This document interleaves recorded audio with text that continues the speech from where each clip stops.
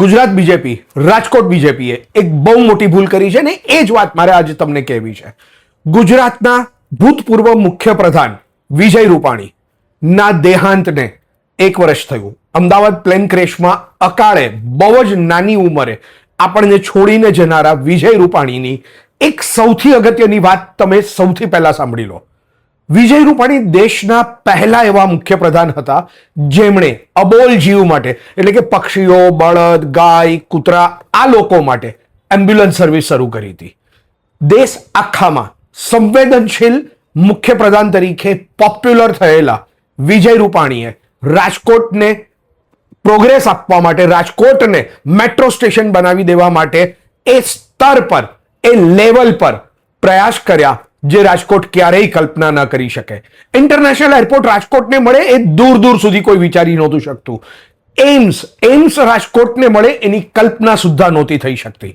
પણ વિજયભાઈના શાસનકાળમાં રાજકોટને આ બંને મળ્યું અને રાજકોટે એમના દેહાંતના 1 વર્ષ પછી પણ રાજકોટે વિજયભાઈનું નામ રાજકોટના એક પણ જાણીતા કે પોપ્યુલર જગ્યા સાથે જોડ્યું નથી. સમય આવી ગયો છે કે વિજયભાઈની આ યાદને આપણે પરમેનન્ટ બનાવીએ અને કાયમ માટે રાખીએ. વિજયભાઈ ક્યારેય ભૂલાવાના નથી. જ્યારે પણ ઇન્ટરનેશનલ એરપોર્ટ પર કે એમ્સમાં જનારી વ્યક્તિ એ જઈને પગ મૂકશે ત્યારે એમને વિજયભાઈ યાદ આવશે. પણ બીજેપીને ગાંધીનગરમાં આટલું સ્ટ્રોંગ બનાવી દેવાનું કામ પણ રાજકોટ બીજેપીને કર્યું હોય જો કોઈએ તો એ વિજયભાઈ રૂપાણીએ કર્યું છે. હું એટલીસ્ટ હવે રાજકોટ કોર્પોરેશનને કહીશ કે સમય આવી ગયો છે.